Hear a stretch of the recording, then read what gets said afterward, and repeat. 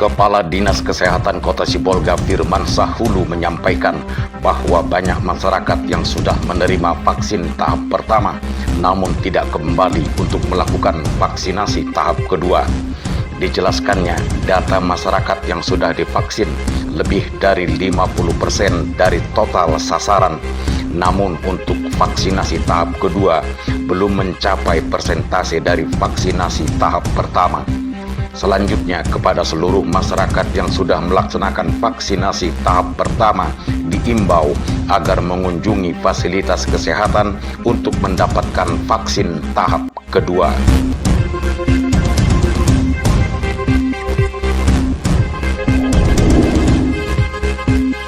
Vaksin Moderna sudah diterima oleh pemerintah Indonesia untuk vaksin booster tenaga medis atau kepada masyarakat yang belum menerima vaksin Sinovac. Kepala Dinas Kesehatan Kota Sibolga Firmansyah Hulu menjelaskan untuk efikasi vaksin Moderna mencapai lebih dari 86%, berbeda dengan vaksin Sinovac yang memiliki tingkat efikasi sebesar 65,3%. Namun disebutkan untuk proses vaksinasi antara vaksin Sinovac dan Moderna tidak ada perbedaan, yakni sama memiliki waktu interval selama 28 hari setelah dilakukan suntikan vaksin pertama.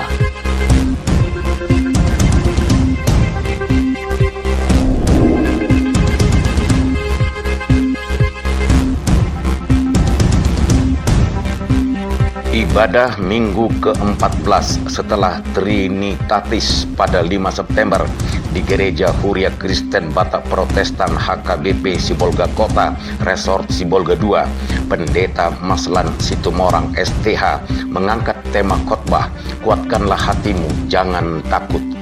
Ibadah dirangkai dengan pelantikan panitia pesta hari ulang tahun ke-64 dan panitia pesta Gotilon HKBP Sibolga Kota tahun 2021. Pendeta juga menyampaikan hari ulang tahun HKBP ke-64 tahun ini untuk mewujudkan keinginan jemaat dan Tuhan.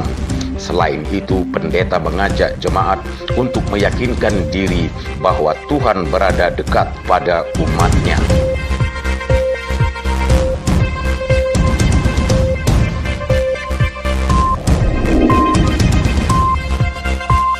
Ratusan pelajar di Kota Sibolga mengikuti vaksinasi massal yang dilaksanakan oleh Kepolisian Resort Polres Sibolga bekerja sama dengan Dinas Kesehatan Kota Sibolga. Pantauan tim liputan N2STV sejak Selasa pagi 7 September, rombongan pelajar bergantian memasuki Aula Tri Ratna untuk mendapatkan vaksinasi yang menjadi salah satu syarat bagi pelajar untuk dapat melaksanakan pembelajaran tatap muka. Para pelajar mengakui dengan dilaksanakannya vaksinasi tersebut dapat mengurangi rasa kekhawatiran mereka terhadap penyebaran COVID-19 dan kembali berharap dapat mengikuti proses belajar tatap muka.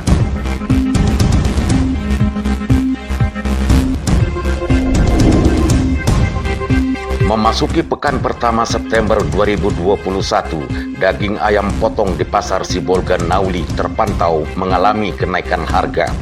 Kenaikan harga diakibatkan tingginya permintaan daripada pasokan ayam potong yang masuk ke Kota Sibolga. Hal itu diakui para pedagang ayam potong di beberapa pasar Kota Sibolga. Disebutkan harga ayam potong mengalami kenaikan Rp1.000 per hari. Saat ini ayam potong mencapai Rp25.000 yang sebelumnya hanya dibanderol pada harga Rp20.000 per kilogram. Selain ayam potong, ikan segar juga terpantau mengalami kenaikan harga akibat hujan disertai badai yang terjadi di daerah Sibolga dan Tapanuli Tengah.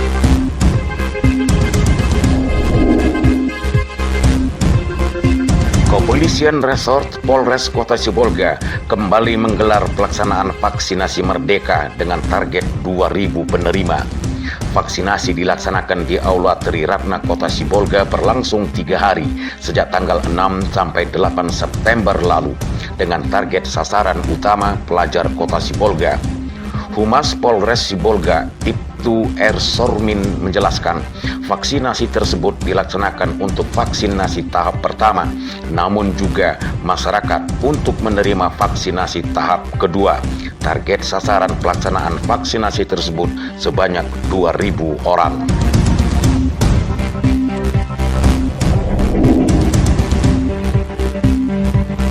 Terkait instruksi Menteri Dalam Negeri nomor 40 tahun 2021 yang menyebutkan Kota Sibolga kembali masuk daerah yang harus melaksanakan pembatasan kegiatan masyarakat PPKM level 4. Wali Kota Sibolga Jamaluddin Pohan saat dikonfirmasi tim liputan N2S TV menjelaskan, berdasarkan data angka kasus pasien positif maupun kematian akibat COVID-19, tidak terjadi penambahan kasus yang signifikan.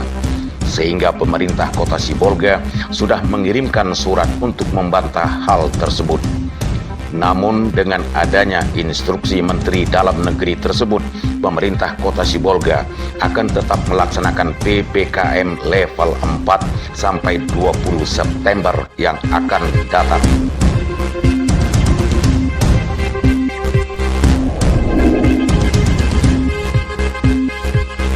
Sistem belajar mengajar di Kota Sibolga kembali dilaksanakan secara daring mulai 8 September lalu. Usai dikeluarkannya instruksi Kementerian Dalam Negeri nomor 40 tahun 2021 yang menyatakan Kota Sibolga kembali masuk menjadi daerah PPKM level 4.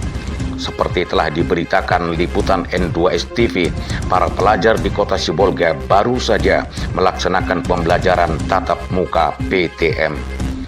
Wali Kota Sibolga Jamaluddin Pohan mengakui sangat menyesalkan hal tersebut akibat sekolah yang kembali ditutup sehingga pelajar kembali melaksanakan proses belajar dengan sistem daring hingga tanggal 20 September yang akan datang.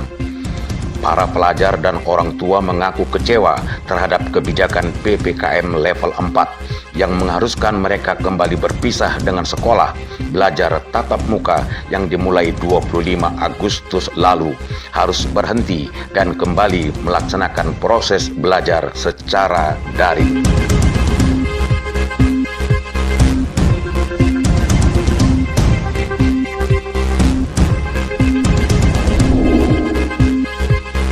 Mengantisipasi terjadinya kebakaran di Lapas Kelas 2A Sibolga, petugas PLN Sibolga Kota memeriksa instalasi listrik.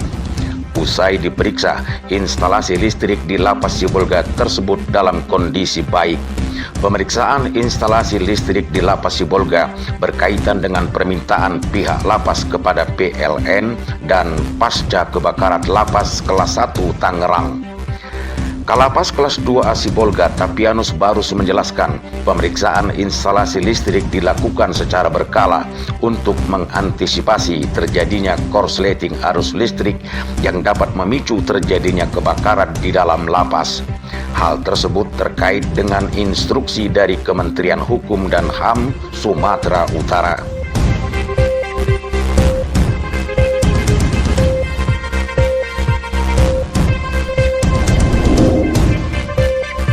Ibadah sholat Jumat 10 September di Masjid As-Syura, Pergadungan Desa Tapian Nauli 1, Tapaduli Tengah.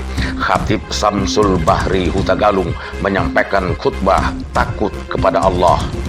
Khatib menjelaskan, pengenalan terhadap Allah seharusnya menjadikan umat muslim semakin takut kepada Allah Subhanahu wa Ta'ala, menjadikan seorang muslim terhindar dari kesombongan dan rasa takabur. Selain itu, rasa takut juga akan mendatangkan kemuliaan dunia dan akhirat, serta dorongan utama untuk berbuat kebaikan dan menghindari segala bentuk keburukan maupun perbuatan dosa lainnya. Ketua Badan Kenaziran Masjid As-Syura Samsir Tanjung menjelaskan, pihak BKM merencanakan program perehaban dan melengkapi fasilitas masjid seperti gerbang dan plang nama masjid serta pembuatan paving block untuk menambah keamanan dan kenyamanan jamaah saat beribadah. Edi Prambudi, N2S TV memberitakan.